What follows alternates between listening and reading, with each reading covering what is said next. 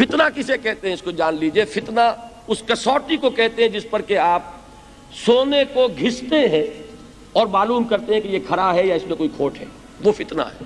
تو جب آزمائش میں کوئی پڑے گا تو پتہ چلے گا نا کہ کھرا ہے یا کھوٹا ہے. آزمائش میں نہیں آیا، امتحان میں نہیں آیا، کوئی تکلیف آئی نہیں تو وہ کھرے اور کھوٹے گڑبڑ رہیں گے، ملے جلے رہیں گے. دودھ کا دودھ اور پانی کا پانی جدا نہیں ہوگا.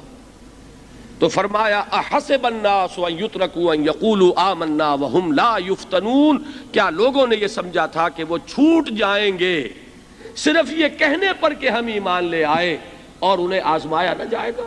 وَلَقَدْ فَتَنَّ الَّذِينَ مِن قَبْلِهِمْ، ہم نے تو آزمایا ہے ان سب کو جو ان سے پہلے آئے.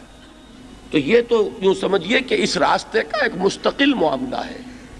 جو آئے سوچ سمجھ کر آئے کہ یہ شہادت گاہ الفت میں قدم رکھنا ہے. لوگ آسان سمجھتے ہیں مسلمان ہونا.